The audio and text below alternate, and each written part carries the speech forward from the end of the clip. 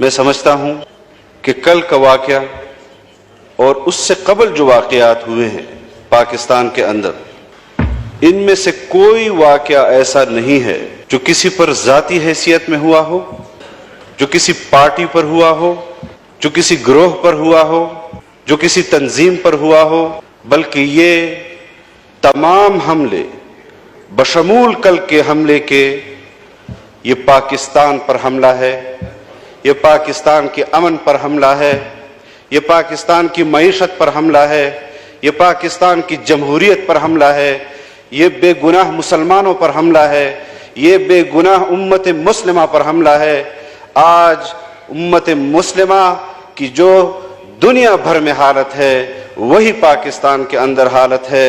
اور ایک ہفتہ قبل یا 10 روز قبل جب یہاں پر مشترکہ اجلاس منعقد ہوا جناب اسپیکر، آپ کی موجودگی میں باجوڑ کے اندر جو صورتحال تھی، قبائل کے اندر جو صورتحال تھی، ان تمام صورتحال کے حوالے سے میں نے وہ تمام معلومات اس ایوان کے سامنے رکھی، حکومت کے سامنے رکھی کہ ہمارے قبائل وہ جل رہے ہیں۔ ہمارے قبائل میں سیاسی کارکنوں کو جو آئین کے ساتھ کھڑے ہیں، جو جمہوریت کے ساتھ کھڑے ہیں، جو پاکستان میں ایک آئینی جدوجہد کے لیے، جمہوری جدوجہد کے لیے قوم کو دعوت دے رہے ہیں، ان کو مسلسل نشانہ بنایا جا رہا ہے۔ اور اس میں سر فہرست جناب اسپیکر کل کے واقعے سے پہلے گزشتہ 1.5 سال کے اندر یا 2 سال کے اندر 19 شہادتیں صرف جمعیت علماء اسلام کے ذمہ داروں نے دی، عام کارکن بھی نہیں جناب اسپیکر، وہ ذمہ دار ساتھی کہ جو اثر و رسوخ رکھتے تھے، وہ علماء کرام جو مقتدا کی حیثیت سے وہاں پر اثر و رسوخ رکھتے تھے۔ انسانی جان، اس کی اہمیت اور اس کا احترام اس کو انسان ہی سمجھ سکتا ہے۔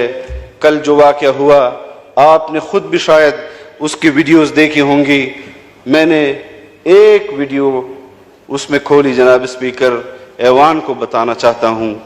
لوگ پگھلے ہوئے زمین پر پڑے ہوئے تھے، کسی کا سر پڑا ہوا تھا، کسی کے پاؤں پڑے ہوئے تھے، کسی کے ہاتھ پڑے ہوئے تھے۔ میں خود نہیں دیکھ سکا جناب اسپیکر کہ وہاں پر کس قسم کے لوگوں پر کرب اور اذیت گزری ہوگی، اور ایک ایک خاندان سے 3 لوگ شہید ہوئے ہیں۔ باپ شہید ہوا ہے تو بیٹا بھی شہید ہوا ہے، بھائی شہید ہوا ہے تو دوسرا بھائی بھی شہید ہوا ہے۔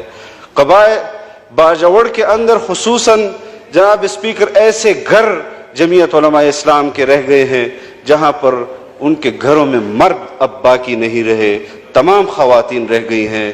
کیا مذہب کی آڑ میں آپ اپنی ریاست کی ذمہ داریوں کو بھول جائیں گے؟ کیا ہمارے قانون نافذ کرنے والے ادارے اپنی ذمہ داریوں کو بھول جائیں گے؟ کیا ان کو احساس ذمہ داری نہیں ہوگا؟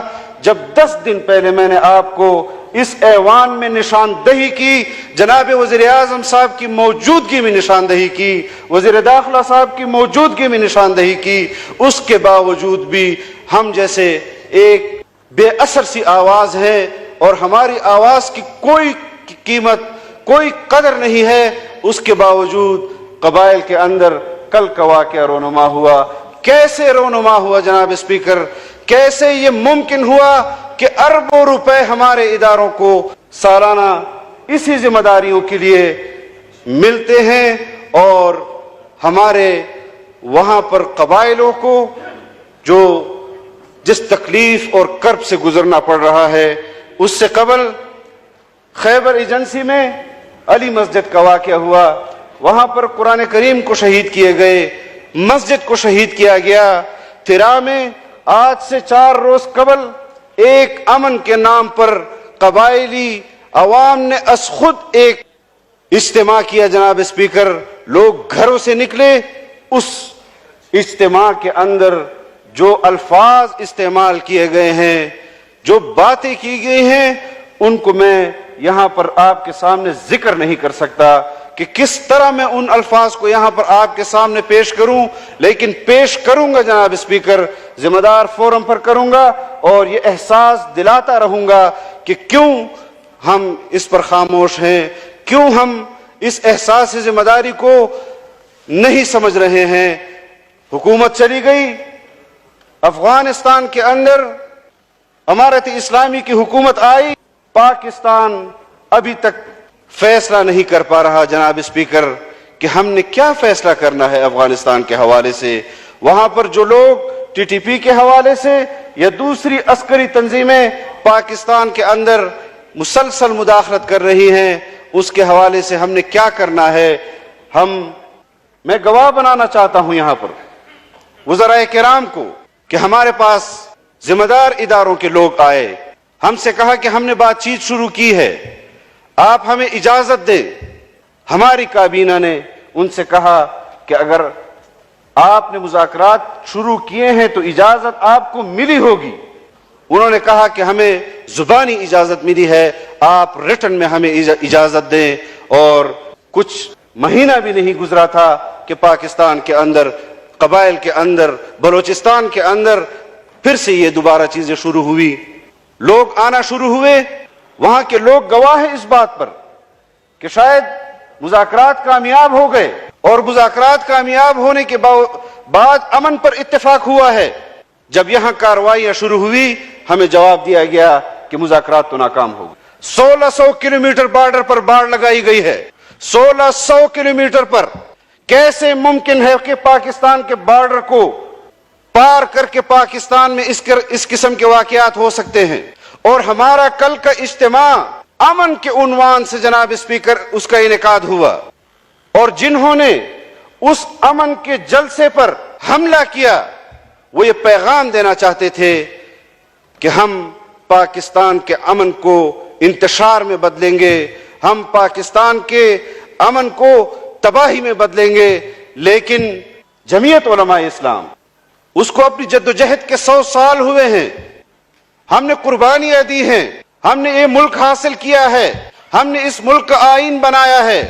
گزشتہ 20 سالوں کے اندر، گزشتہ 22 سالوں کے اندر آپ کے پارلیمنٹیرین، آپ کے کولیگ، جو یہاں پر نیشنل اسمبلی میں آپ کے کولیگ تھے، جو سینٹ میں آپ کے کولیگ تھے، میں اگر ان کے شہادتوں کے واقعات جناب اسپیکر آپ کو سناؤں کہ جمعیت علماء اسلام نے کون کون سی شہادتیں اور کیسے کیسے حاصل کی ہیں، آپ اپنے آنسو نہیں روک سکیں گے جناب اسپیکر۔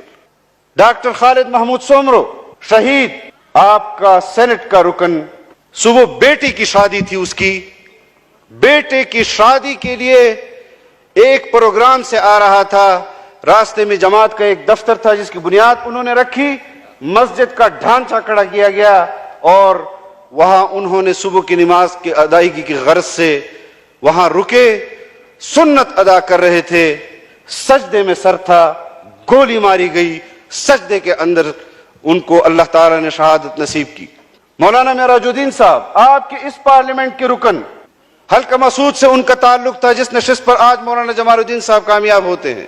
مسجد کی سیڑھیوں سے اترتے ہوئے ماتھے پر ان کو نشانہ بنایا گیا، اور کس چیز کی پاداش میں؟ صرف اس لیے کہ وہ پاکستان کے آئین کے ساتھ کمٹمنٹ کی بات کرتے تھے، وہ اسلام کی بات کرتے تھے، وہ جمہوریت کی بات کرتے تھے۔ وہ یہ سوالات اٹھاتے تھے کہ جو لوگ پاکستان میں یہ تخریب کاریاں کر رہے ہیں، اور جن لوگوں سے ان تخریب کاریوں کو جوڑا جا رہا ہے، ان کو خود کش جیکٹ بنانا کس نے سکھایا؟ ان کو بم بنانا کس نے سکھایا؟ ان کو یہ تخریب کاری کی وہ مہارتیں جس کے سامنے ہماری مہارتیں ہیچ ہو چکی ہے، یہ کس نے سکھائی؟ مولانا نور محمد، آپ کے اس پارلیمان کے رکن، وانا کے اندر درس حدیث کے دوران ان پر خودکش حملہ ہوتا ہے، مقتدیوں کے ساتھ شہید ہو جاتے ہیں۔ مفتی نظام الدین شامزئی شہید، جو کراچی اپنے گھر سے نکلتے ہیں تاکہ امن کے لیے اپنی جدوجہد اور اپنی آواز اور اپنا اثر و رسوخ استعمال کر سکیں، گھر کے دروازے کے اندر ان کے سینے کو چھلنی کیا جاتا ہے، मुफ्ती जमील खान उनके नक्शे कदम पर चलते हैं, उनके सीने को छलनी किया जाता है। आपके यहां पर मौलाना हसन जान शहीद, आपके इस पार्लियामान के रुकन रमजानुल मुबारक के अंदर अपने किसी शागिर्द की निकाह की गर्ज से उनके घर गए, वापसी पर जब लौटते हैं उनके चेहरे पर और सीने पर गोलियों से उनको निशाना बनाकर शहीद किया जाता है। कितने जनाजे हमने इस पार्लियामेंट के अराकीन के उठाए हैं। कल कौन से उम्र थी जहां पर वहां पाकिस्तान के शहरियों ने, मुसलमानों ने और दीन परस्त और दीन दोस्तों ने शहादतें नहीं दी। 8 साल के बच्चों से लेकर 70 साल के उम्र तक के लोगों ने शहादतें दी। अभी 1 घंटा पहले तक शहादतें 46 हो चुकी हैं। क्रिटिकल हैं और लोग भी क्रिटिकल हैं। अल्लाह ताला उनको सेहत दे, अल्लाह ताला उनके खानदानों को इस गम से महफूज रखे। जिनके घरों में जनाजे गए हैं 2-2, 3-3 जनाब स्पीकर, उन पर क्या गुजर रही होगी। हमें अपनी तरजीहात का तयन करना होगा।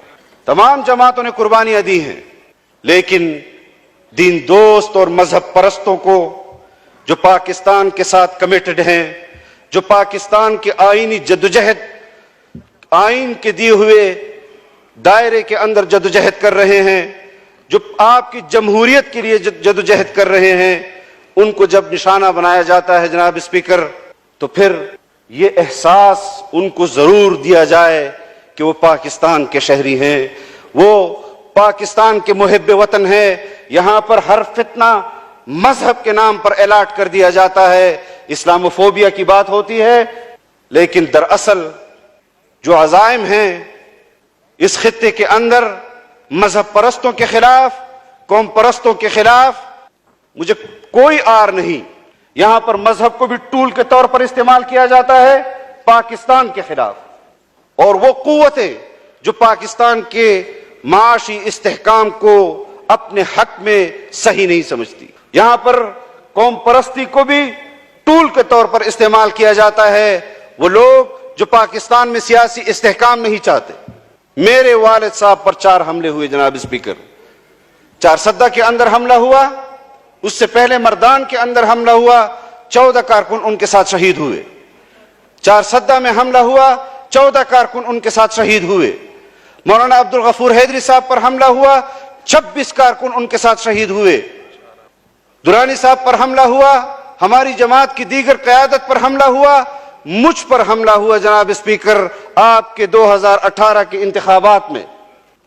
उससे कबल 2007 के अंदर मेरे घर को निशाना बनाया गया, लेकिन हमारा अज़म नहीं टूटा।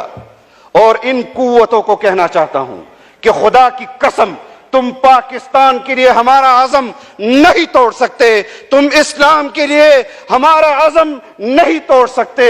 हमारे अकाबिर ने हमारे लिए इस रास्ते का इंतखाब किया है, इसी रास्ते पर चलेंगे। पाकिस्तान को माशी तौर पर भी मुस्तहकम करेंगे, सियासी तौर पर भी मुस्तहकम करेंगे, और किसी सूरत भी पाकिस्तान पर कंप्रोमाइज न पहले किया है, न आज किया है, न इस्लाम पर कंप्रोमाइज करेंगे, न जमहूरियत पर कंप्रोमाइज करेंगे, और अपनी ताकत को मुनज़्ज़म करेंगे। इंशाअल्लाह इन शुहदा का ये खून हमारी लिए रास्ते आसान करेगा। अल्लाह हमें तौफीक दे इस मुल्क की खिदमत करने की। 80,000 से ज्यादा लोगों की शहादतें ये कौम दे चुकी है, लेकिन ये सवालात मैं जरूर छोड़कर जा रहा हूं कि कौन लोग हैं जो ऐसे लोगों के साथ मुज़ाकरात करते हैं, और ये लोग आ जाते हैं, उसके बाद ऐलान करते हैं कि मुज़ाकरात तो नाकाम हो गए।